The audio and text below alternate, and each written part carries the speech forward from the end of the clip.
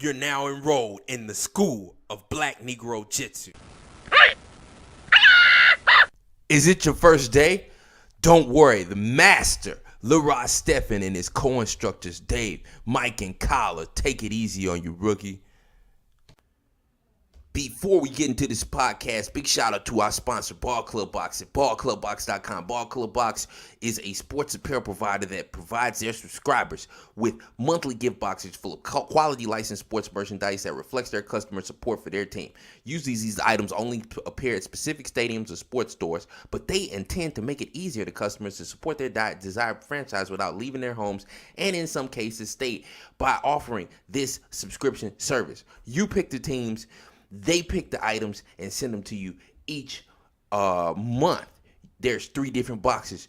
You got the club box, $55 for $75 worth of apparel. The executive club box, $75 for $125 worth of apparel. And the ball club season pass. That's the deal right there. That's $150 for 3 $75 boxes worth $125 each. That's $375 worth of stuff. That's $225 more than you paid. Ballclubbox.com. Go check it out. I'm telling you, they're the shiz. Also, do me a favor. Go check out Kobe's Corner. That's Kobe with a K. Corner with a K. I hope there's not another K. But go check out Kobe's Corner on YouTube. Also, go check out Kobe'sCorner.com. That's 2 Ks. I'm a writer for the site. Kobe did the intro. Good friend of mine. Great YouTube channel. Analysis, breakdown of fights. Of course, articles by me and other MMA journalists, podcasters, whatnot. Kobe's Corner, man. Go check it out. One of the fastest growing YouTube channels for MMA and one of the best online. Welcome to the School of Black Negro Jitsu Class 14. I'm your host, the master of Black Negro Jitsu, Leroy Stephen, and today I'm joined by my co-host Dave, co-instructor also here at the School of Black Negro Jitsu. We've got a lot on tap for you today.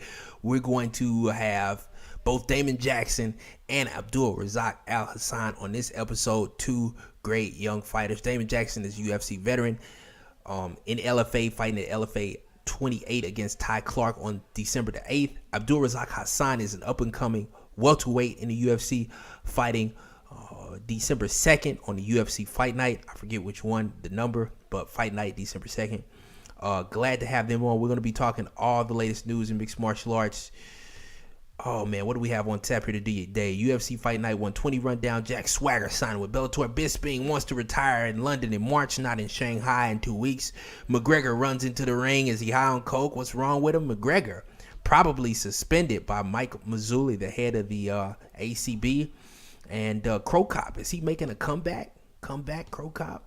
We're going to be talking all that. You can get to exactly what you want. Just check out the timestamps below. Let's get into this Damon Jackson interview. The Leech, LFA 28 versus Ty Clark. Let's do it now.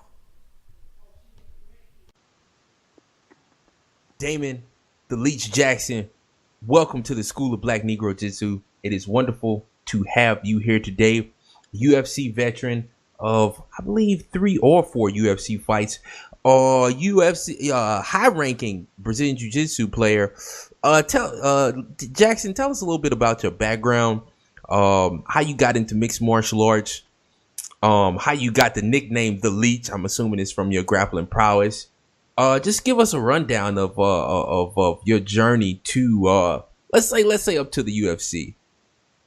Yeah. I started watching The Ultimate Fighter, and then that's kind of what got me on to Which one? train. But it was the first season. Okay. Yeah, it was one of the first seasons. And then the Stephen Bonner, that Forrest Griffin fight really sold the deal. And then, I just started wrestling in 7th grade. And then, I wrestled all the way through college and was an All-American in college. And then after that. What college? At Missouri Valley. Missouri. Oh, so you went to school around this area. So that's an NAIA school, right? Yeah. Okay. Yeah, All-American there. And then I was fighting amateur all the way through my college career. And then why didn't you go to a bigger school, possibly like an NCAA school? A lot of that was grades. I couldn't hack it. Coming out of high school, I was not the best student, so I had to buckle down and accept whatever scholarship I could get. And at the time, they were giving me the best offer, and I love the area. Whenever I went up there and visit them, it was a really cool area up there, like the Kansas City area. I liked it a lot, and then just I liked all the outdoor stuff there too. It was pretty solid state. Okay, very, very interesting. Damon, what's your rank in Brazil? Do you have a rank in Brazilian Jiu-Jitsu, or have you mostly just I thought it was a purple or brown belt, or are you just like more wrestling based?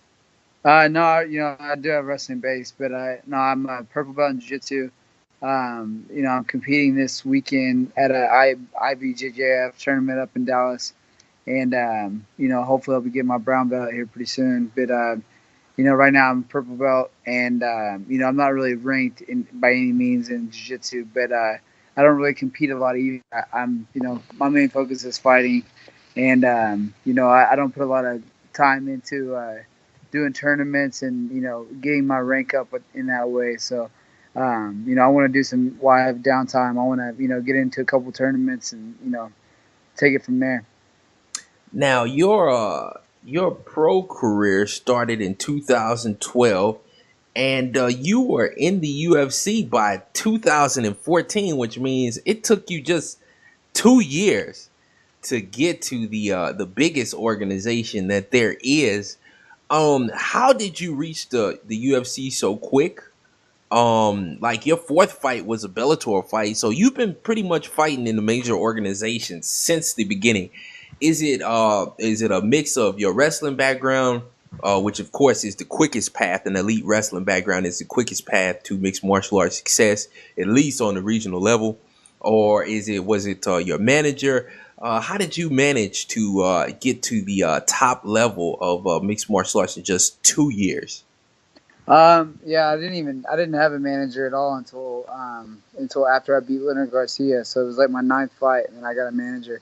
But I took fights, like a lot of fights. I took fights when people weren't really wanting to take the same matchups. I was just taking whatever fight I could get, and I think I had five or 4 or 5 fights in the first 6 months of my career, and I just really pushed it hard. And I got a pretty good fan base down in Texas and Oklahoma and Missouri. So I've got the whole central part of the U.S. Hammered down whenever it comes to ticket sales and stuff. So I got a lot of support, and a lot of people came out and watched me fight whenever I was just making my pro debut, and that helped out a lot. With getting all my other fights, selling tickets and putting people in the seats. Okay, all right.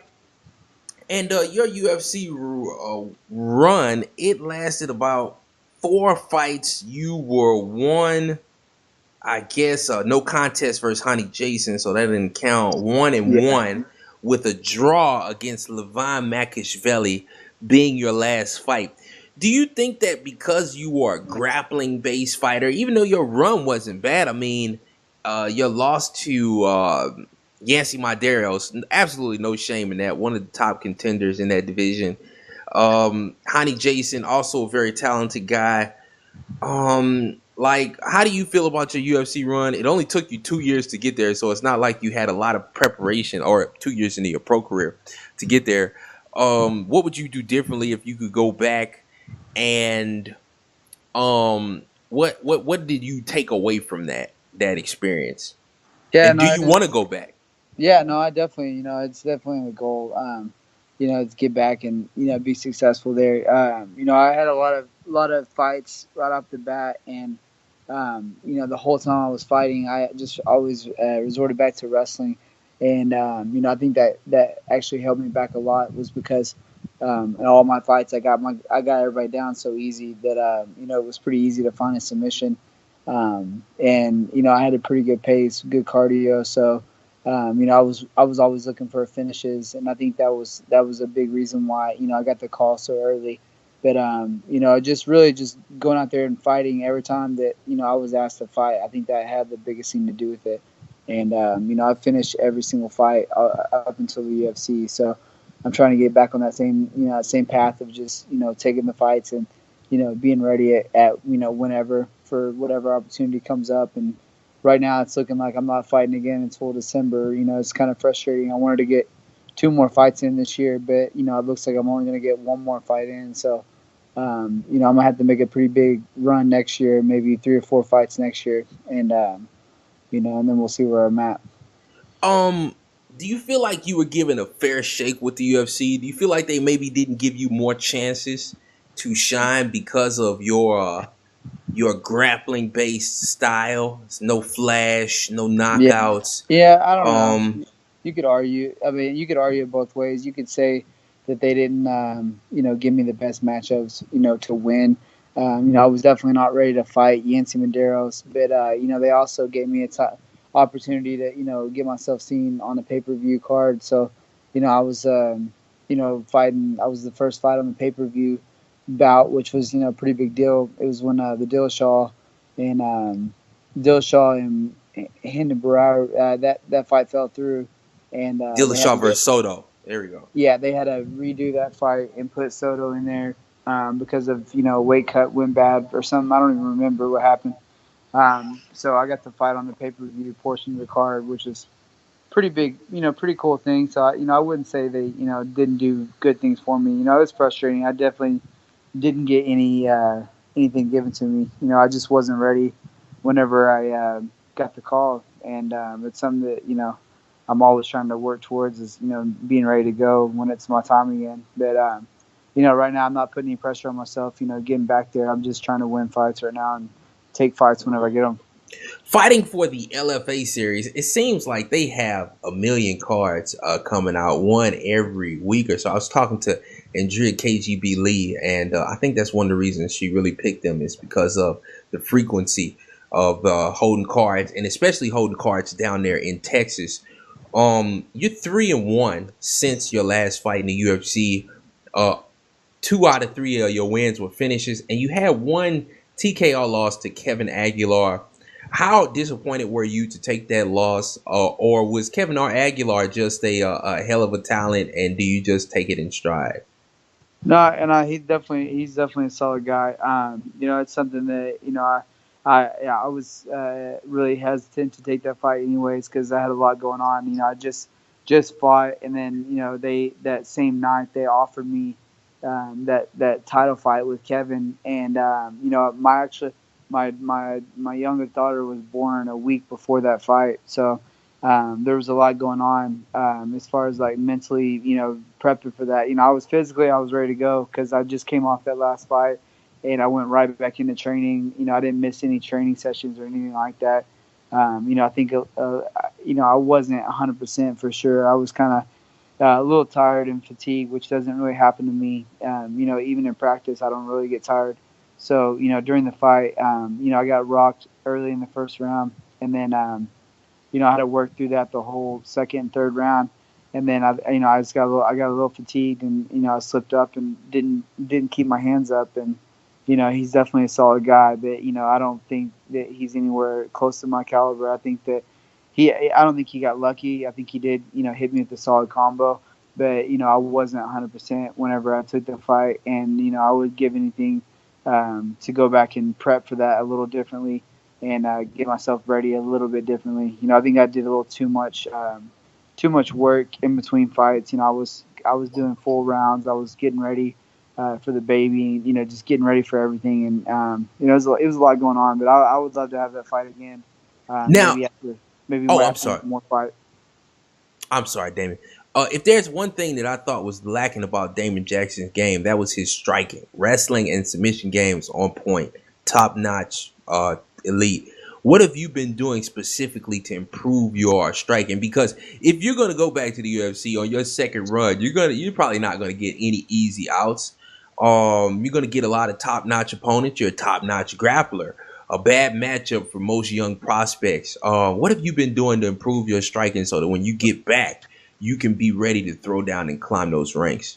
Yeah, I just actually, you know, I'm trying to improve my style a little bit too with, you know, being a little more flashy. So I've been doing a lot more drilling, you know, with some Muay Thai work, and then, you know, I've been sparring with some Olympic caliber, you know, boxers. I've been sparring with Robert Brandt up in, you know, Plano, Texas, and, you know, he's helped me out a lot. You know, sparring with a true boxer, and I'm doing straight boxing rounds with boxers, and just trying to get myself, more active with my hands instead of just going straight for the takedowns. Because, I think that's what holds me back a lot of times with, getting those big, flashy knockouts and those, big finishes whenever I just go straight for a takedown. But, at the same time, it's worked good for me for so long that it's kind of hard to, turn it down. So that's my background. So it's kind of, I'm working on it. But, the biggest thing right now is that I'm just putting myself in really uncomfortable positions, where I'm not able to take people down because these guys are, training for just straight boxing. So, So, there's no takedowns. so you're telling me Damon Jackson wants to be more Conor McGregor than Kevin Randleman on his next run? Yeah, no, definitely. I'm not going to be talking smack to everybody, but I'll definitely be in people's face a little differently, and I'm not going to be pushing for the takedown the whole fight. I'll be moving in, and I'll be more comfortable in the pocket, and just straight boxing with people than always looking for the takedown. Do you think that's a more intelligent way to fight, or do you think it's more will make you more appealing? Because No, if you're not gonna package that with like charisma and a big personality, how far do you think it can get you?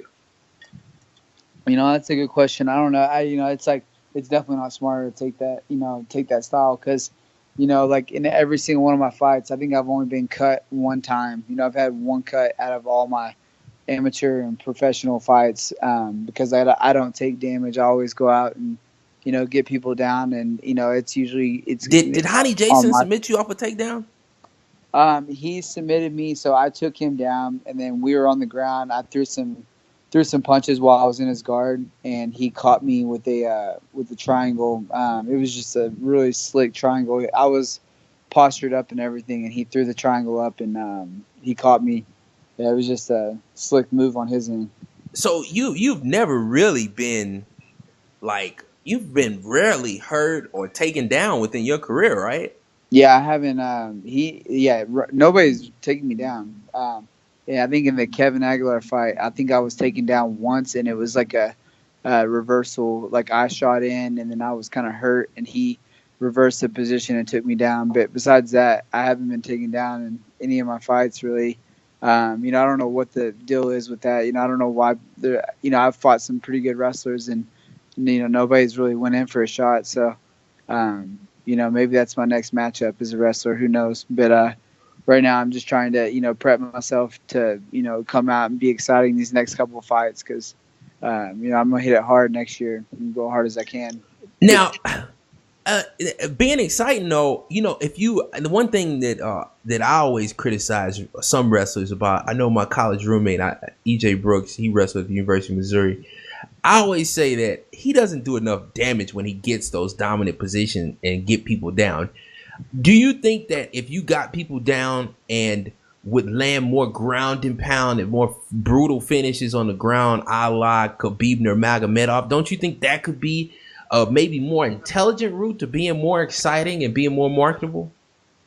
No, yeah, it's definitely something to look at. But it's just there's only so much you can do without giving up position. Like if you have side control and you want to land, a bunch of elbows, you're gonna end up giving up your back. Or if you're in the guard and you start punching while you're in the guard, they're gonna push on your hips and get up and get away. So, like if you're trying to keep the fight on the ground and you want to finish the fights, then it's best to go for the finish when it's available, and that takes a lot of the ground and pound out of it because I like to take people's backs, but once I take their back, I throw punches just to get that neck exposed, and then once I get their neck exposed, I usually try to go for a finish, and I think that's the best way to get the finishes. It might not be the most exciting thing, but if someone can't stop that, if you understand the game of mixed martial arts, then you would respect it if you were a fan that understood what was going on, because a lot of people do like to see the knockouts, but while you're on the ground, you gotta pay attention to positioning and not lose position just to land a punch that might not finish someone. Okay, Damon. Any interesting stories from throughout your career? Absolutely unique. I mean, we've had what have we had on this show? We've had the only documented gambling incident of a fixed fight in Leo Kuntz on here. We've had Boobgate with Pearl Gonzalez. Anything extraordinarily interesting in your career to share here at the School of Black Negro Jitsu today? Shit, man. I don't know. I saw Sean O'Malley smoke weed with Snoop Dogg. Not to put any pressure with you. Yeah, Snoop Dogg is. Yeah, I heard everything I hear. He's freaking nuts whenever he's up in Vegas. So, he's doing all the commentating for the Contender, and we've had 4 guys on that UFC Contender show, and they said that he's just nuts the whole time. Like he's always doing something crazy. But really? Yeah. Sean O'Malley gets his weed from the same dispensary as Snoop, apparently. Yeah, very interesting. Yeah. No, I'd say the biggest thing I saw is when we were in Brazil. I saw these 2 guys getting a fight in the street, and it was over some form of, like, it was either bread or some kind of fruit. But we were on the bus just driving, and that was probably the craziest thing that I've ever seen. Was these guys fighting over? It looked like that somebody had already been eating on this bread. It was freaking nuts, man. It just put me in a different place when we were on our way to the venue. Why is that? Haunted Jason. It was just really weird because the area we were in, there was nothing around. It was just like nothing but like a farm community, and then there's this massive event center in the middle of nowhere. And the whole time we were there, it was like super sketchy. You couldn't go outside at night. You couldn't like go out to eat at restaurants half the time because they didn't trust the food. And it was just it was like, a completely different world over there where we were at. And it was just, it was pretty sketchy. And then whenever we were loading up and we were leaving, and, the whole time you're there, you see people like just constantly trying to get fed. They're out there, asking for food or asking for, money from all the tourists and stuff. And you don't know who really needs it and not. But these guys, some guy, like they had something on the ground and it was food of some sort. I don't know what it was. And they were fighting over it. And I saw a guy he ended up getting it and grabbing it and walking away. But it was just, savage life, man. Yeah, it's crazy. It was crazy. Savage life. All right, stay on the line, Damon. That's all at the School of Black Negro Jitsu today. If you've got any shout out, I got to do the fight picks with you next. I'll take about 5 minutes, but stay on the line. If you got any shout outs for this segment, though, go ahead, shout out whoever you want to, any sponsors, all that kind of stuff right now. No, I won't give out any special shout outs. Check out all my sponsors on my social media. I do a pretty good job of keeping everybody up to date with who's backing me and everything. But my next fight is in December. I don't know the date yet, and don't know I have an opponent yet. So be waiting on that, and I'll be posting that here pretty soon. Thank you for your contribution or enrolling in the School of Black Negro Jitsu today. Hope you guys enjoyed that interview with Damon the Leech Jackson. He'll be fighting December 2nd, LFA 28 against Ty. What's this guy's name? His name is Ty Clark. So I hope you guys tune in for that. Oh, no, it's not December 2nd. It's December 8th. So hope you guys tune in for that one. Should be very interesting. Should be a great fight. But let's go ahead and get into all the happenings in the mixed martial arts world that we've missed since we were last with you. We're going to start off with the UFC Fight Night 120 rundown. Poirier versus Pettis. I had a very good night on DraftKings here. But Dave, did you watch the card? Yeah, Lara. So I watched. This is probably the most of a card I've seen in some time. There's some fights that I've still just seen bits and pieces of, but for the most part, I saw a good amount of the fights. I think the card was better than I actually expected it to be. So overall, it ended up being a pretty good card, and that fight between Pettis and Poirier was a really, really good fight. Yeah, it was an awesome fight, back and forth. I was hoping that it would have gone 5 rounds. It did not. I guess since we're already talking about that, let's talk about the card backwards then. Dustin Poirier and Anthony Pettis in absolute war. Absolutely epic fight. If you had any doubt about Anthony Pettis' heart, put it away. That's what I thought would pull him over Poirier, because Poirier is a lot more hurtable than Anthony Pettis. Anthony Pettis usually isn't going to be stopped due to his chin or anything else. You pretty much gotta wrestle him down and stop him, but he ended up giving way to a rib injury halfway through round 3. I don't know how he injured his rib, but in a fight like that, I'm not surprised something was injured and the body triangle just exacerbated it. Candidate for fight of the year for sure. Blood everywhere. That's what a main event is supposed to be. Dustin Poirier, very impressive, looking great, and he's right in the title picture. What did you think of the fight, Dave? Fight of the year? Yeah, I think it's up there for fight of the year. I think Poirier has actually, in that fight, probably looked the best I've seen him look in some time. Pardon me. I like the fact he tried to go to the wrestling a decent amount. I didn't like the fact he almost got caught with a triangle a few times and was kind of playing with fire there. He was in top control against Pettis. But overall, he looked like he fought a little bit smarter than he usually does. I think the knock on Dustin is, at least from my perspective, is the fight IQ as well as the chinniness. Not so much that he can't take a punch. I think he's definitely able to take a punch, but I think he just gets in firefights when he really doesn't have to.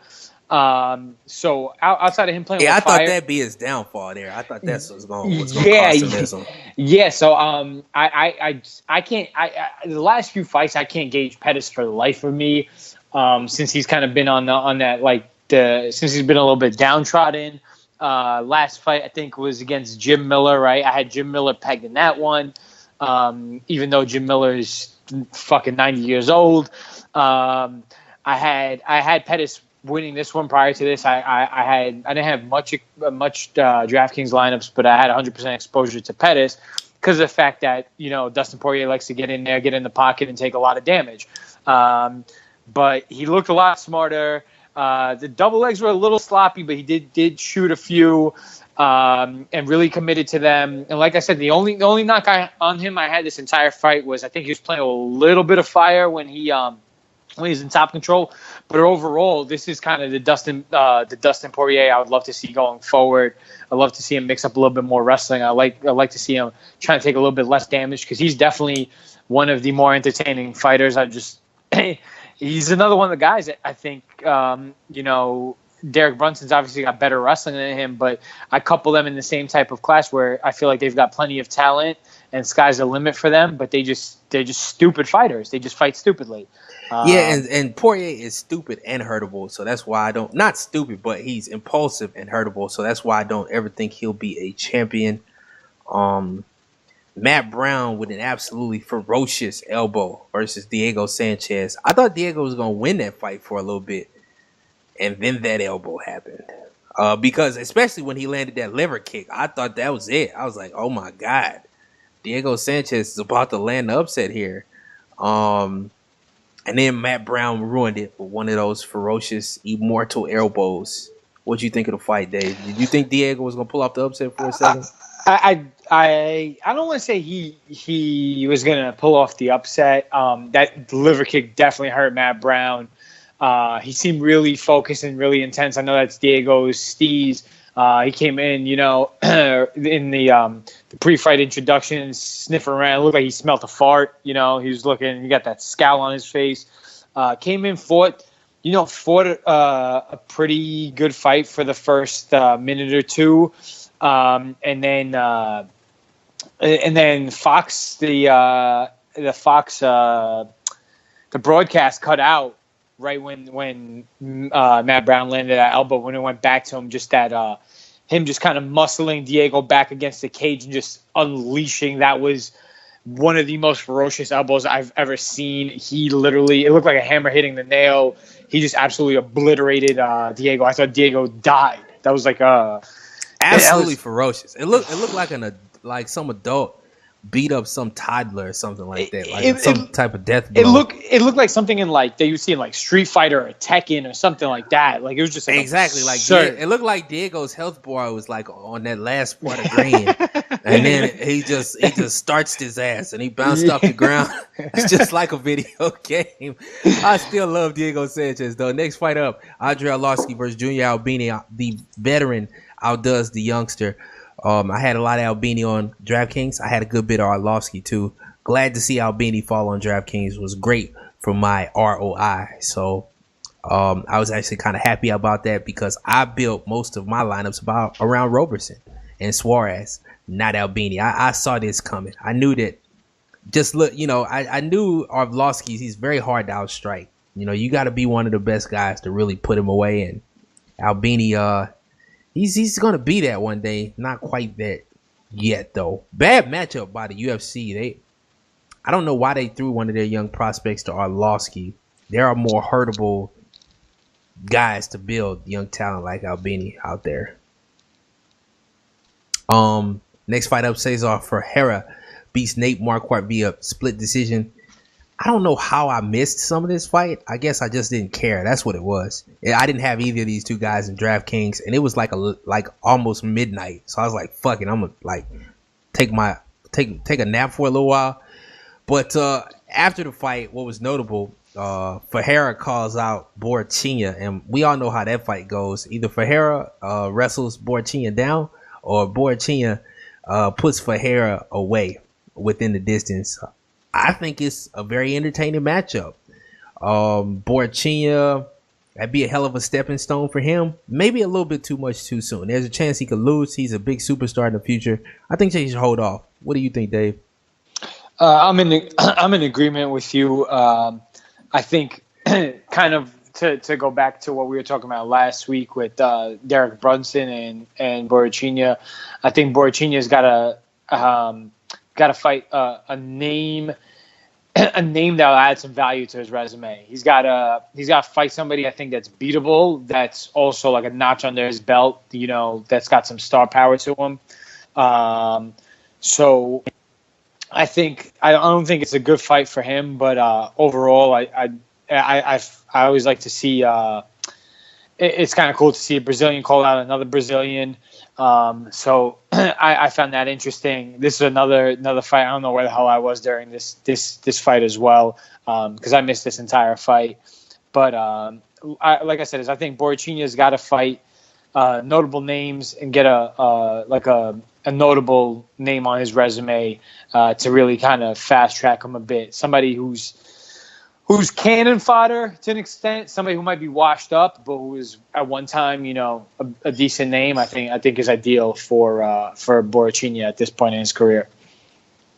Yeah, I don't like Ferreira. He's very good. The only flaw he has is he's chinny. That's not the guy you feed to a young prospect. He's a very talented fighter. Rafael Assunção absolutely destroys Matthew Lopez. The fact of the matter is that Matt Brown KO was so horrible that I forgot all about Assunção starching Lopez here. Assunção he's the title gatekeeper. I think we all realize that. He doesn't have any flaws. I don't know why you make that matchup for a young talented guy like Lopez. Lopez didn't look terrible, but Assunção is too much too soon. Clay Guida absolutely destroys Joe Lozon. Looks better than ever. Talking about signing another contract, I'd like to see Clay Guida back in the UFC. He's looking great. He's not looked bad in his last 3 fights. He should be 3-0. If it were not for Brian Ortega, Mama's dream, he would be 3-0. So, yeah, Clay Guida, very happy to see him look better than ever and put away Joe Lozon. Marlon Moraes picks up a controversial split decision over John Dodson. John Dodson let that slip out his hands. I don't know how it was 30-27 in the favor of Moraes. I know Dodson at least got round 1, but Dodson, he's too underwhelming of a style. He just has to do better with doing damage and scoring points. He's not a very good round winner, and it's cost him some fights. Cost him against Lineker. Cost him here. He did more damage once again. He had the more impressive moments in the fight, getting the knockdown and the near finish in the first. He just is not that intelligent of a round winner like a Benson Henderson and other veterans are. Tatiana Suarez schools Vivian Pereira. I saw that coming a mile away. Pereira's too small, too green as a grappler to deal with a perspective. Gold medalist like Suarez. Sage Northcutt looked like a pro against Michelle Quinones, which is unfortunate because if Quinones wins, the School of Black Negro Jitsu gets a shout out live on Fox TV. Very unfortunate. But glad to see Sage Northcutt look like he's living up to the hype now. That's a very tough. That's the toughest striking test he's had, and he looked like $1 million. Oh, man, yeah, I'm excited for the prospects of Sage Northcutt. He actually only has 2 losses in his UFC career, and you would think by the way people talk of him, he has more. He's 9-2. So Sage Northcutt looking good in the toughest test he's had yet. Nina Ansaroff beats Angela Hill. At leg kick to Angela Hill in about the second round, injured Angela Hill's leg, and that was about the end of the fight for her. I thought she was the better fighter, but yeah, she got injured sometime during the fight and couldn't keep up with Ansaroff anymore. She was looking better. Ansaroff is promising.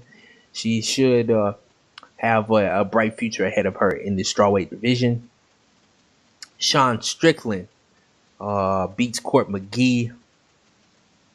I guess the fight was initially declared a majority draw. Then they came back and said that it's a victory for Strickland, which must break Court McGee's heart, but it is what it is. Jake Collier with a win over Marcel Fortuna. Not very shocking at all. Collier looked like Collier. As long as you can't put him away with your power or wrestle him down, Collier is going to be tough to deal with, and he took out Marcel Fortuna. Carl Roberson beat Darren Stewart by rear naked choke. Very shocking to me. I expected Darren Stewart, if he was going to excel in anything, to excel in the grappling. And he was taken to the ground in a sacrifice throw and choked out. Could not believe my eyes. I thought that's where he would have the fight. Play some on DraftKings. Carl Roberson, on the other hand, very impressive, very dangerous guy. With his training with Anderson up there and those guys, I think that he's going to be a beast in the future, and so very excited to see his development. Let's go ahead and get into some fight news, though. Fight news is on the horizon. Jack Swagger signed with Bellator today. I thought that's super interesting. He was a Division I All-American at Oklahoma, and today he signed with Bellator. He's 35. He isn't that old. He beat Cain Velasquez once wrestling in college. He's not CM Punk.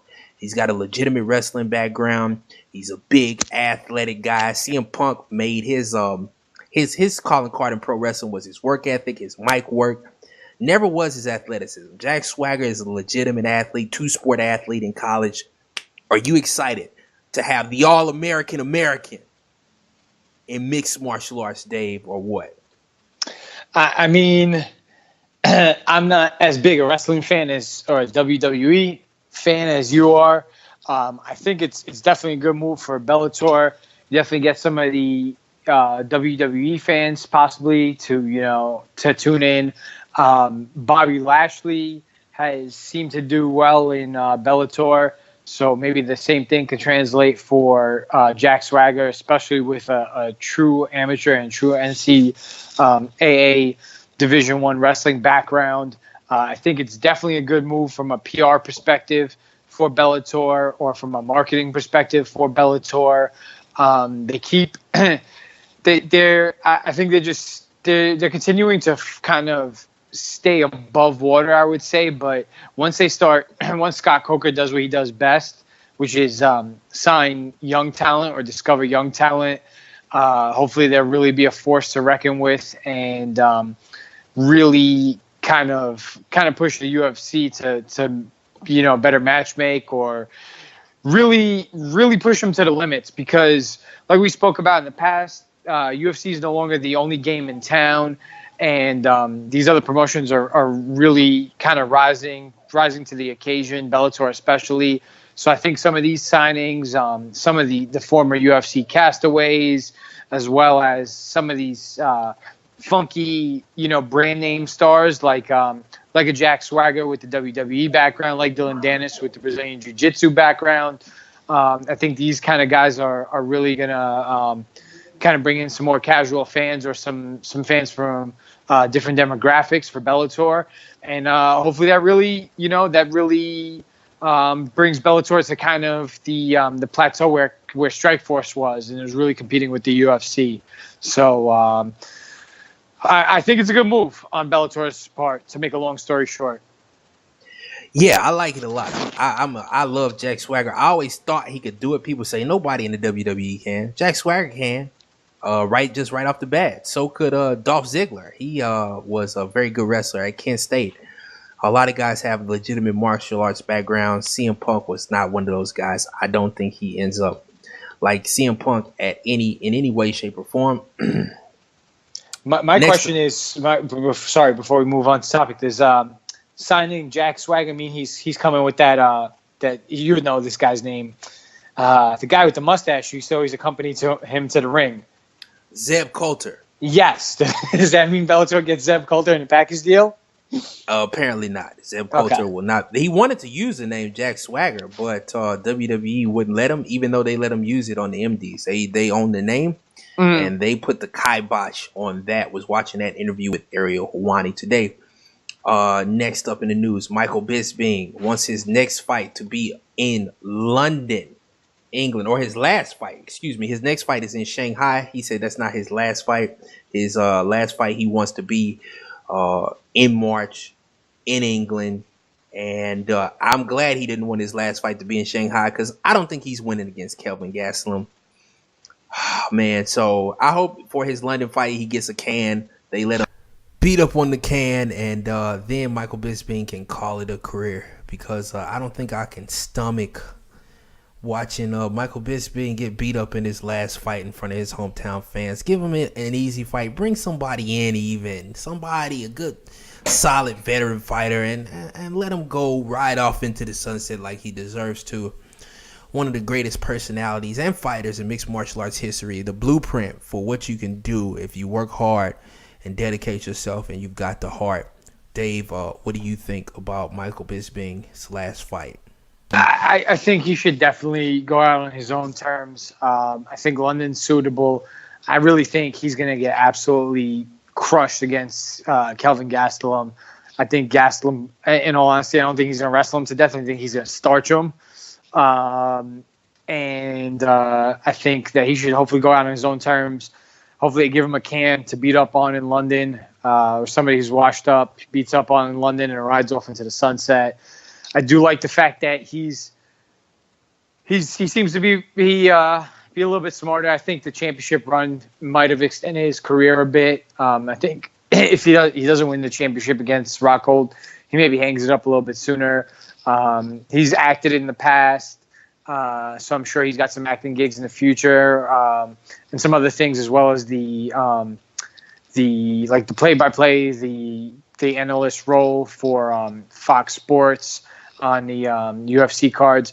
So I really, for all the shit I talk about him and everything, I do respect Bisping, and I think he should go out on his own terms. I don't think Shanghai is going to be that. I think he's going to get starched in Shanghai. So hopefully he goes out in London, and hopefully they give him a beatable opponent.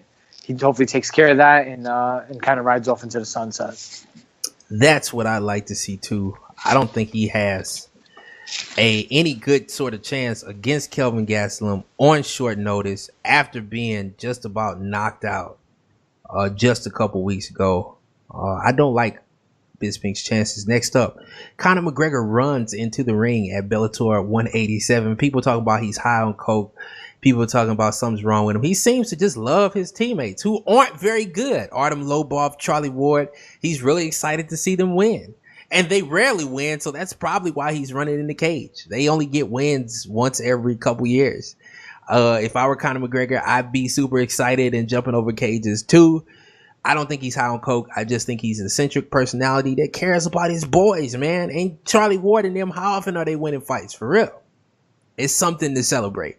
Dave, what do you think? Do you think Conor McGregor is doing too much coke and whores? Nah, I don't think any of that. I'm in agreement. He's just an eccentric guy. The way he just, that shriek he lets out before fights, and I agree. He just, you know what? For all the shit he's gotten, or like whatever rap he gets, or all the money he's made, the one thing I really respect the hell out of him for, and I like Conor a lot, but the thing I really respect about him is he seems to always have his boys' backs, no matter how much money he's made and all the fame that's really come recently. And his teammates aren't that good, and he's always stood by them. He's at Lobov's events. Where is it? The last event was where? Dansk, right? He's shown Something up like that. Yeah, he's shown up. I think it was Lobov at Dansk. I could be wrong. I can't remember where his last fight was. It was somewhere in Europe.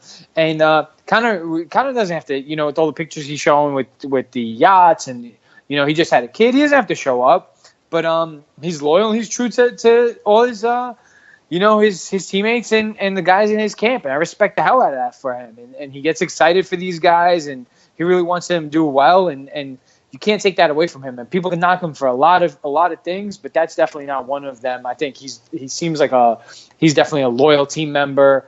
He shows up for these guys' events even when they're not big cards, and he gets excited for them, and I can't knock that. I respect the hell out of that. Yeah, me as well. I just think he's a loyal guy who loves his folks, and it's good to see that, man, because professional athletes are extraordinarily selfish usually. They don't give a fuck about anybody outside of themselves. To see a guy that's so into people that are relatively mediocre as talents professionally, it's refreshing to see, man. Those are his homies, and he's down for them, and I like to see that.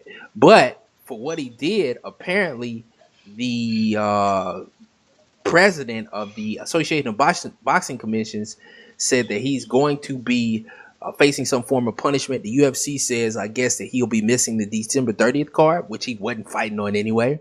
But they say he was going to fight on that and he'll miss it, I guess, so they cannot miss him for like an event he actually is going to do.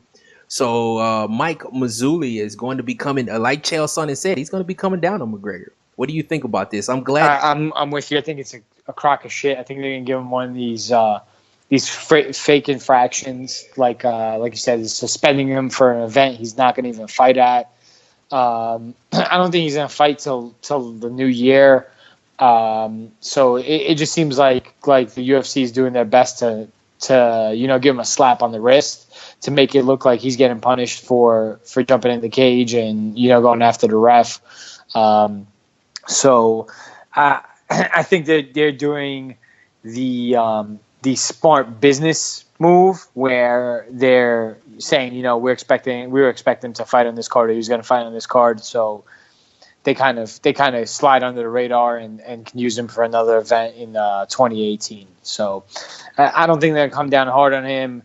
I think it's just a crock of shit. I think it's a way to make light of the situation and kind of save face in front of the media or all these commissions. So I don't see much happening to Conor. He's suspended for an event he wasn't going to fight at. He'll fight in 2018, and we'll see him again, and no one's the wiser. So Yeah, I'm glad about that. But one thing I'm shocked to see, Cro-Cop is set to make a comeback with Rising Organization. Interested? Or does it make you want to puke? I think Cro-Cop, his better days are behind him. I don't think he's as dangerous as he used to be. But last time he stepped into the cage or the ring, he was a winner, if I'm not mistaken. He upset somebody. He beat King Mo. Yeah. The last time they fought in Rising, what am I fucking talking about? Cro-Cop is still the shit. Whenever Cro-Cop fights, I still get goosebumps. That was my favorite fighter growing up. I'm happy to see him coming back. What about you, Dave? You want to see Cro-Cop make a comeback? You know what it is, and I've heard this on other podcasts. I can't remember where, but I don't think there's no USADA in Rising. So when they're in Japan, I don't think these guys are testing, and I think Cro-Cop might have been at his best when he was possibly juiced to the gills. I think without him getting tested, whether it's anything, so I'm not going to speculate. Maybe he's not on roids, but when you get older, the TRT also helps, the testosterone replacement. So I think he can take. I'm doing air quotes here, supplements, to kind of help, fend off Father Time for a little bit. So I think with him not being under the watchful eye of USADA, I think he's still got some time under him. I think he's definitely an exciting fighter no matter what. So while I think his best days are behind him, I think he's still got a little bit of gas left in the tank, especially after that last fight against King Mo. So I think he's got about a few more fights in him. So I'm definitely excited to see him fight and rise in a little bit more. Yeah, I'm super excited about that news now that I come to think about it. I watched the prelims of the Combat Jiu-Jitsu pay-per-view last night. Looked interesting. Definitely, it doesn't seem to be any different than mixed martial arts, really. I mean, it's very similar. Very interesting. They even start boxing at one point. According to the rules, they were on their knees and throwing palm strikes. It's very interesting. I like it. I think it has great potential. Probably better than regular jiu-jitsu, which doesn't appeal to anybody. What do you think about the future of combat jiu-jitsu? I think it's a really interesting idea. It's jiu-jitsu probably in its purest form, where we really get to see what will work in real life and what wouldn't. What do you? I don't know the most about it. It seems like they had some star power behind the event in the sense that I think I know Kelvin Gastelum was in attendance. I don't know if he was announcing. I know Ben Saunders was also in attendance. I'm not sure if he was announcing either. Yeah, they were both announcing. They were both announcing, yeah. So I think they've got some star power behind it.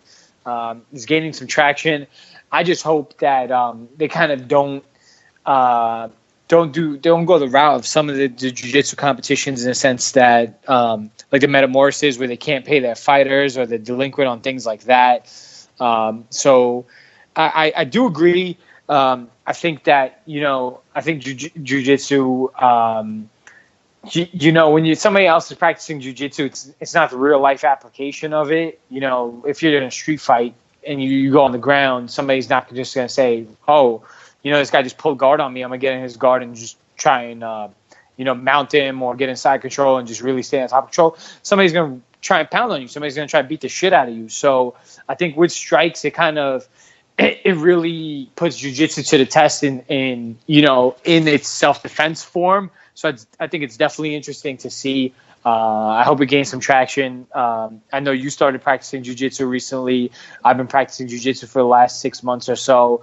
So it's always cool to kind of see it in action and not just a mixed martial arts setting where, they're freak athletes or guys with the highest level strikers or wrestlers. You actually just see jiu-jitsu in application in the way it might be applied in the street if it was used in a street fight. So I think it's an interesting concept and hopefully it goes well. Yeah, I liked it. Very interesting. Very much more sellable than regular jiu-jitsu. I think it can gain some mainstream appeal. But until more people start practicing jiu-jitsu, jiu-jitsu pay-per-views won't be as big as maybe they should. But let's talk a little judo now.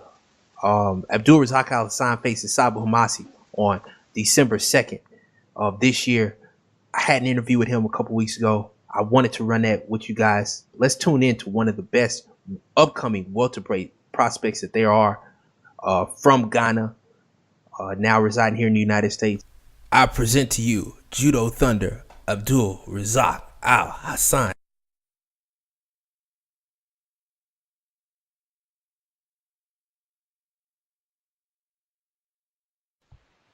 Abdul Razaak Al Hasaan, welcome to the School of BlackNegroJitsu.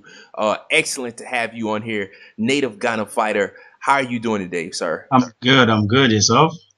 I'm doing wonderful. Glad to have one of the top UFC prospects on my show today. You've got a big fight with Sabu Hamasi coming up on December 2nd. What card is that exactly? That's the Detroit Cat, Detroit, Michigan. Is that UFC 218? 218. Okay, so UFC 218, big card. But I wanted to kind of talk to you about your background, talk to you about your first couple fights. You're from Ghana. You're a Ghana native. So, what was it like growing up in Ghana? I know you said that it was hard. You guys didn't have a lot of money, hard to make a living. Yep. I know you are a been practicing judo probably since you were a kid. You were at one time ranked #1 in Ghana. Yep. I don't know if did you ever make the Olympic team there? Why didn't you? Just tell me about growing up and practicing judo in Ghana and how all that went. Well, I started judo when I was little. It pretty much was my brother, my older brother, that was the one doing judo. So, and I wanted to do it too, but he never wanted to take me. He never wanted to. He would take all my friends, but he would never take me. So one day he was going to training, and I just tailed him. And this is like almost 15 miles away. And I tailed him, and I found out where he was going. I waited till he started class, and then I joined the class. I asked the coach that I wanted to do judo, and then he said, "Yeah, get on the mat." So my brother saw me. He wasn't happy. He was pissed off, But I wanted to do it anyway, so I started doing it. He didn't keep up with it. He stopped, and I kept on doing it. I became the #1 in Ghana at 81 kilos. So I made the national team. So pretty much I traveled. I competed for Ghana in all African games, the World Championship and stuff like that. So, but I wanted to further my game, go to the Olympics and stuff like that. And so that's when I started doing the transition to United States. So I can Okay, get to. so now so why couldn't you stay in Ghana and train to be an Olympian? Why would you have to come here to United States to be an Olympian in Ghana when the United States doesn't even have that good an Olympic team? I guess because I know like Ronda Rousey, she's like the first American woman to medal in judo. Yeah. Yes. Okay. So yeah, why to the United States for a sport that's not very good here? No, because there's a lot of resources here, and back home there's not a lot of support when it comes to judo. Because when you grow up in Ghana, either the parents want to put you in soccer or in boxing. It's one of them. Nobody really knows what judo is. So the sports council do not want to spend so much money when it comes to judo. So they do not help as much. There's a lot of competitions that we miss. We will not be able to go because they don't want to give us the funds to go. So, but here I knew if I come here, I'll be able to compete a lot. The more you compete, the more you get better and stuff like that. And there's a lot of coaches here. I know I like my coaches back home are very good and stuff like that. I wanted to be there, but there's not a lot of help. So how does that work out? Like, how did you find your way? Like, who is the one that refers you? Does the Olympic Council do it, or do you have to find your own way and find your own resources here so that you can prepare? Yeah, I found my own way. I found my own resources and stuff like that. That's how it happened. The good thing is the first judo gym that I went when I came to United States, the coach was so good. He was so good to me. He told me, "Hey, you're very good. You've been beating everybody in my gym and stuff like that. So I want to sponsor you, and I want you to fight for my gym." So that's what I started doing. I started training in this gym. I started fighting and stuff like that here. So I really liked it. But between all that, while I was trying to go to the Olympics, and even though I was training here, I was trying to go to the Olympics for Ghana. I was trying to make points for myself. So if I'm going to compete in the Olympics, I'll be representing Ghana for the Olympics. That was the plan. And then that was when my kickboxing coach came to my judo gym to teach kickboxing. And then that's when I went from trying to be an Olympian to, doing kickboxing, and then started doing MMA. Okay, so about what year did you stop pursuing the Olympics? Because your first professional fight was in 2013. Yes. So when did you kind of stop pursuing judo in order to pursue kickboxing and mixed martial arts? What year was that? I'll say about the same, about maybe 2012. Oh, okay. About 2011, 2012 is when I kind of stopped. I didn't really stop. I was still doing judo and I was still doing the kickboxing. I had 5 kickboxing fights. So I was trying to do both at the same time. Okay, very interesting. I heard the story about your first couple kickboxing fights. Your coach basically volunteered you for them without your knowledge, or told you he had signed you up for a fight, and then you just got thrown into the fire. Why did you decide to stick with kickboxing and mixed martial arts when you got into it and leave your lifelong pursuit of judo there? Like, what made you do that? Was it the money? Because I know there's no money in being an amateur judoka. So what was it that got you to do that? I don't know, because I really didn't want to do kickboxing.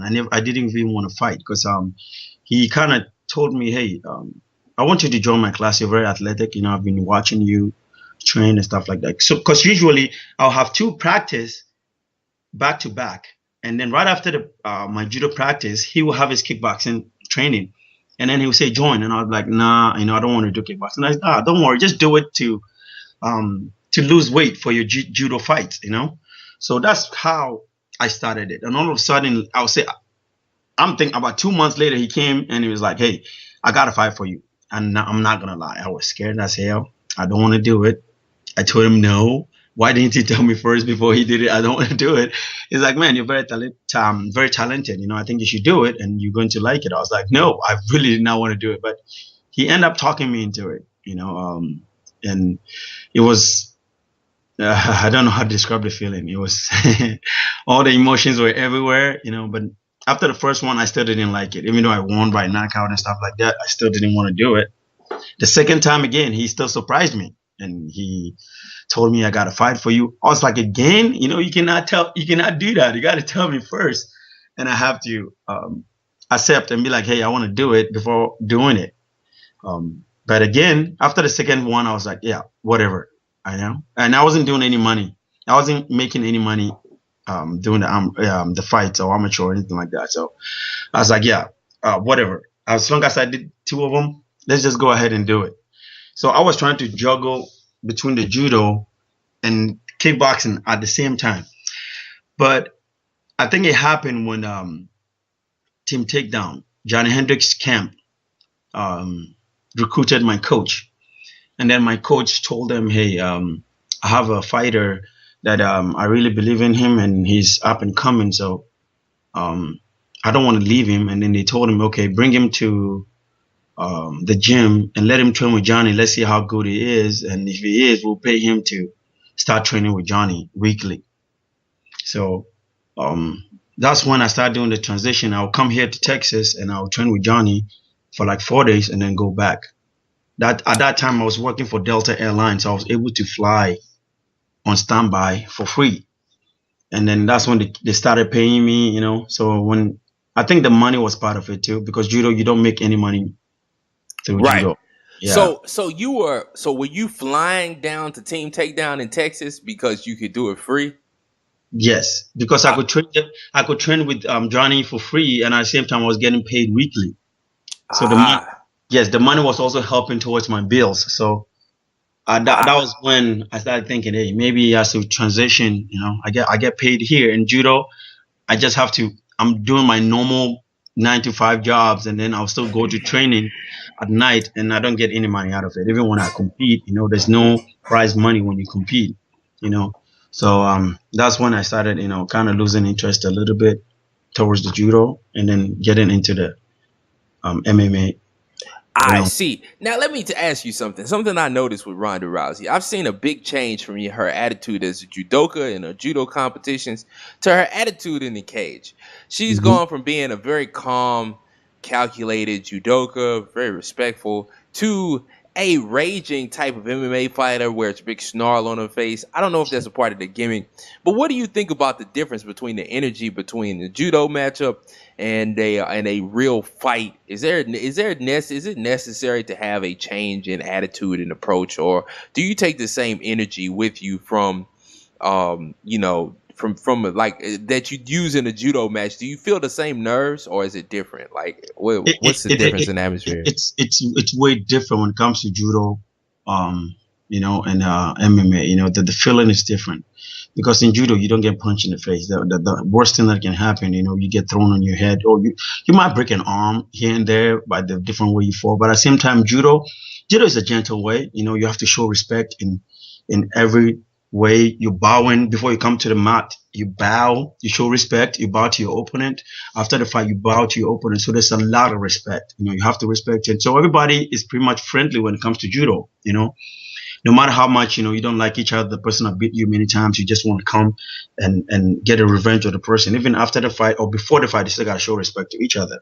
But I think when you switch to MMA, the fans, they want to see this savage. They want to see this, energetic person, somebody who talks a lot of trash and stuff like that. So I think for her, I think she pretty much did it for the fans.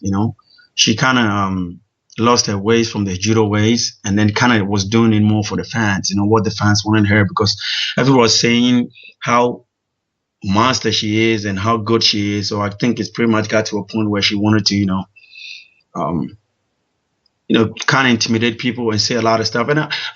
And I'm sure the more trash you talk, the more fame you get, the more money you make, when it comes to MMA. But in judo, it's not like that. Even if you talk trash, you're not going to make anything. People are not going to respect you or anything like that when it comes to judo. But in MMA, it's way different. So I think that's how, I think, yeah, and that's what I've been thinking too. I think that she did all that just as a gimmick to further her image as a girl with a bad reputation. But yeah, I mean, I see you. That's one thing I did not like about the way she approached fights, is that if you're gonna be a striker, it's a different intensity than a grappling match. I think it's more calm and calculation to it. Yes. And I've never seen that in her game. Speaking of your game, you've had 2 fights in the UFC so far. The first one went like all the rest in your career, a first round knockout. The second one though was a much tougher out against Amari Akhmedov, a fight I expected you to roll in. But I mean, you were definitely, he was taking you down, you were getting back up and continue to strike. What do you think was your downfall in this fight? I don't think it's the overall nature of your grappling, but what do you think that happened in that fight that led to the defeat, which was still a split decision? I forgot to go rewatch it before I did this, but yeah, I think that's somebody, if you do it again, you beat. What do you think that are the things that you did wrong? Do you think because it was your first time out of the first round, that's why you had such a tough time, or what's your analysis on that fight? I think it's part of it too, about being out of the first one. Also, I think he was very smart. He's a very smart guy. He was fighting smart. I feel like I was trying to headhunt. I was trying to knock him out instead of taking my time and fighting. Picking him apart one by one. I was just trying to knock him out. That was the game.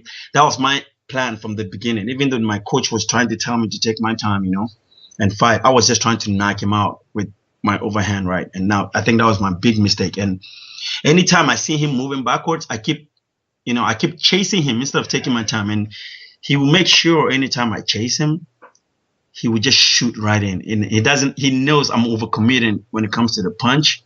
So he knows when he shoot, I'm out of balance. So he will get. So he played it very well.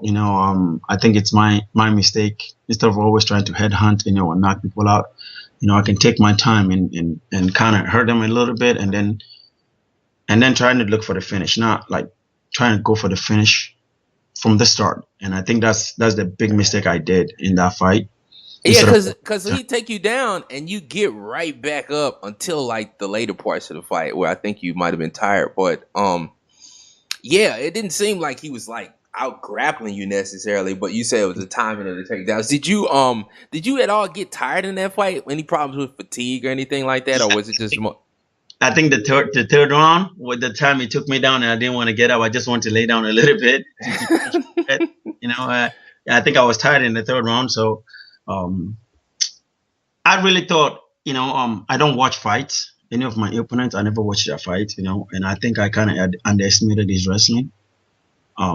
So I really didn't work on my wrestling that much, I just wanted to get him out of there, and he was doing a great job. The way he was throwing punches. Anytime he threw a punch, he would tuck his head in and then swing the punches. So all the punches that I was throwing straight at his head would never hit him in the chin. I did hit him underneath the eye or on top of his head.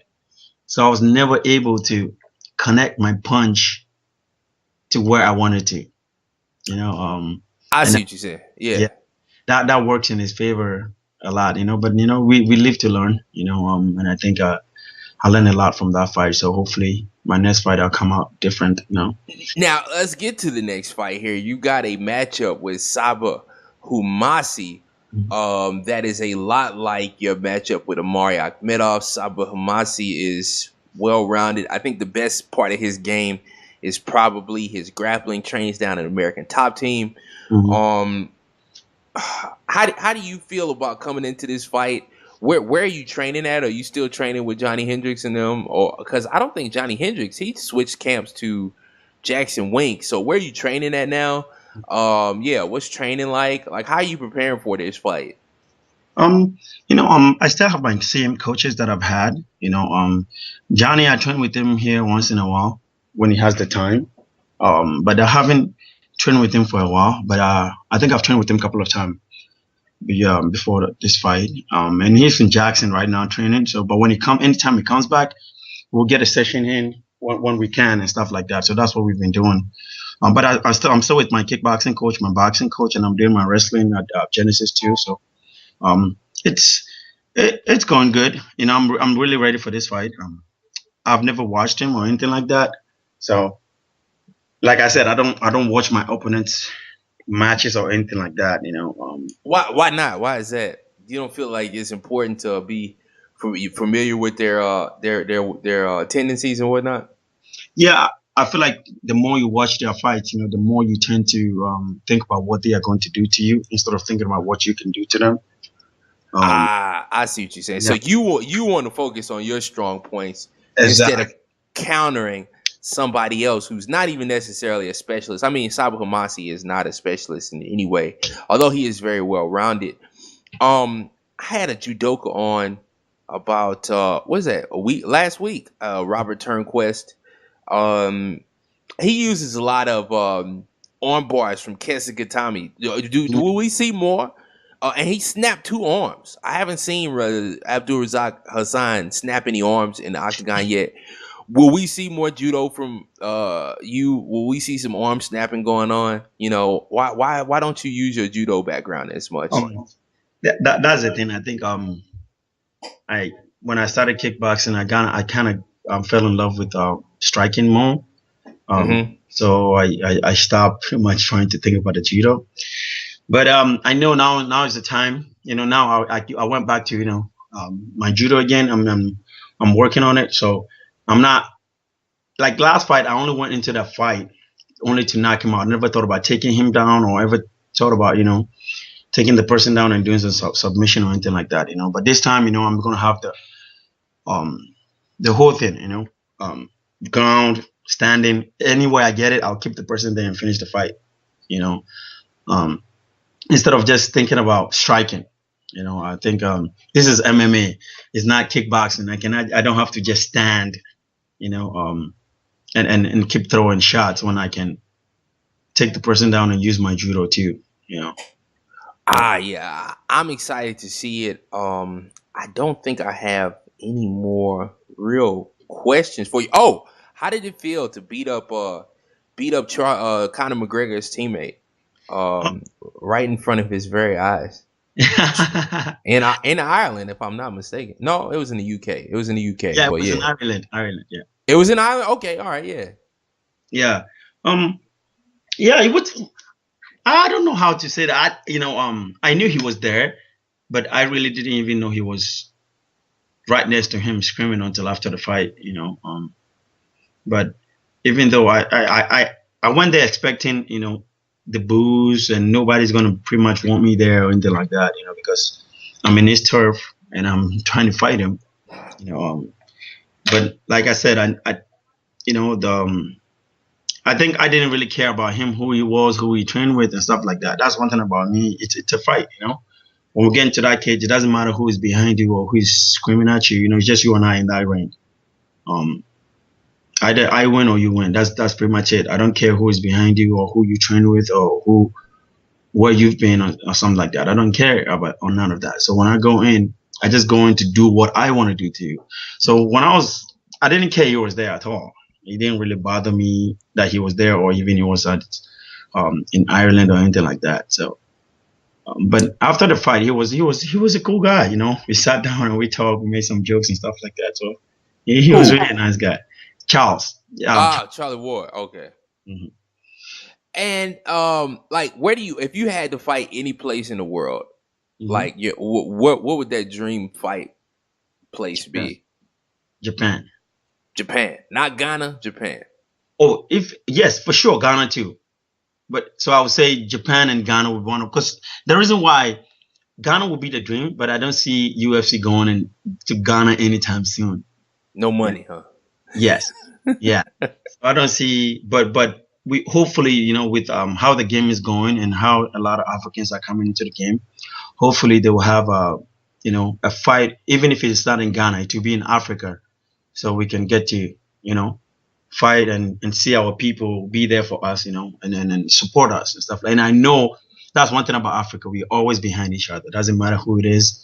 We support each other. We'll come there making a lot of noise, behind each other. That when it comes to fights, Africans, we love that because, growing up in Africa, there's not a lot of stuff to do. It's pretty much either you go into fighting or you play soccer, pretty much. So, a lot of hard work, you gotta bust. Oh my God. There's a lot of hard work, hard labor. So you pretty much might not think of it as training, but you leave the house in the morning and you come home at night and all you've done is lift so many stuff, your body aches, Mm-hmm. So you're pretty much in shape without even knowing you're already in shape, so when it comes to hard work, we already been doing it since we were kids, and our people also know that, they support us, especially when they see, especially I know boxing matches, they love it. So, and so let me ask you a question then. What would be the African nation you would want to fight in if you fought in Africa? Of course Ghana, but no, I mean the one with the money, the one where it would be realistic. I think if they would do it, they'll probably do it in South Africa. That's what I'm thinking. All right. Yeah. Okay. I feel like if UFC will ever do anything, it will probably be in South Africa first. I think South Africa will be the best place to do it, and they will get a lot of crowds. A lot of people want to go there anyway in the first place. So I think that will be the place they will pretty much do it. And even if it's not South Africa, I feel like Nigeria too, it can happen. All right. Thanks for your contribution to the School of Black Negro Jitsu. Stay on the line because I got to get your fight picks. But any shout outs, any sponsors or anything before we leave? Yeah, I have thanks to On It, they always keep me in shape, get me a lot of stuff, forever motivation, specimen fight gear, forward float. They all help me. They help me a lot. So yeah. I have a lot of local sponsors, Doc's Mouthpiece. They all help me. We have a lot of sponsors here in Texas that like to help local fighters. So I thank all of them for, helping me and, making me a better person every day. All right. Abdul Razaak Hasaan, stay on the line.